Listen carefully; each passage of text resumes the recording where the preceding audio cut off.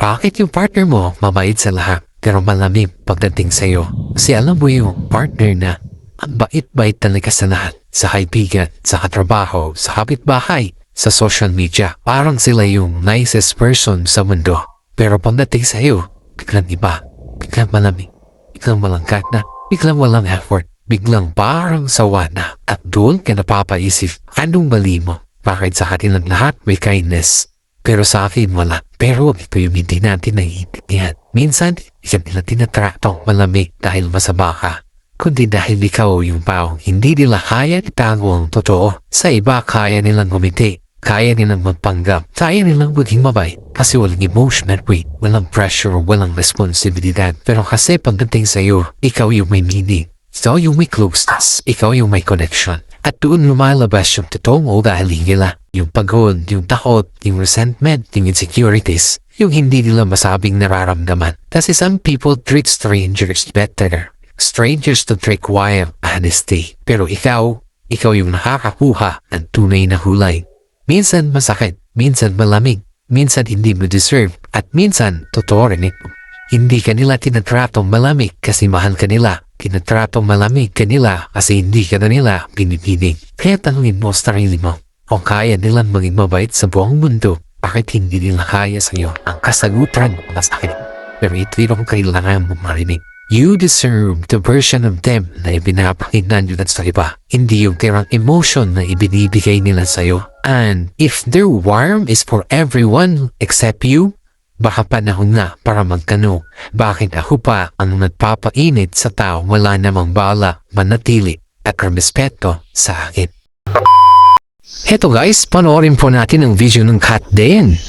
Panoorin po natin, sana naman po wag po kayong mag-skip sa ating ads. Heto na po, ito pong update para sa Kat din. Paso. Pretty Woman. Pretty Woman. And The Notebook. The Notebook. Ako muna. Okay. Caring, passionate, lovable. Very gentle, very organized, and workaholic. Yeah. Feeling ko yung bench. Yeah, me too. Yung bench. The bench scene. We can't tell what the scene is about, but makikita nila yun. yung sa nasa bench kaming Sa dalawa. bench, overlooking. Yeah. Yes. Who would you let go? Who would I let Who go? would you let go? Dapat di ko pa na-let go? Yes, dapat. So part pa ng life ko na. Yes. Your one true love or your best friend? No right or wrong answer naman.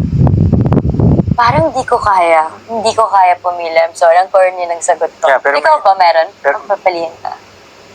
Mahirap din siyang sagutin. Kaya lang yun naisip ko na parang, But what if my best friend is the love of my life? So you can let go ng paging, paging friends and then pwede kayo Evolve. mag-evolve into, something something deeper. deeper. Or, you give up mo yung romance and then you can just become friends. Yeah, Yeah. ganun. Pero mahirap siyang sagutin talaga. Pero mahirap siya. Kaya, anong pipiliin niyo? Burning question ko sa kanya, would you sacrifice your happiness for the person you love the most? Of course. You really? You'll sacrifice your I think happiness? yes. Kasi kaya yung sabi ko sa'yo dati, diba? Parang for me, love is sacrifice. Okay. And I think, of course, syempre we're now at an era naman talaga na people are encouraged to love themselves. Diba? Yes. Medyo old school lang kasi ako. So, syempre ako, I really value happiness of other people. More than your happiness. More than mine. But how about your happiness? When I see them happy, I'm happy. So you're willing to sacrifice that kasi makuha mo din yung happiness. when you Yes, see them. pag masaya sila. Second na lang ako. Doon na lang. To follow na lang. Grabe siya talaga. That's my question. Yeah. Sa mga fans po natin dyan na palagi nanonood sa ating update, maraming salamat po sa inyong panonood. At like and share naman po yung ating video. Saka sana naman po ay wag po tayo mag-skip sa ating ads. Yan po yung ating paborito sa lahat ng ating ads. Saka always think positive guys, and always trust in the Lord. Dahil ang positive ay nagbibigay ng good vibes sa ating lahat. Maraming salamat. God bless po sa ating lahat.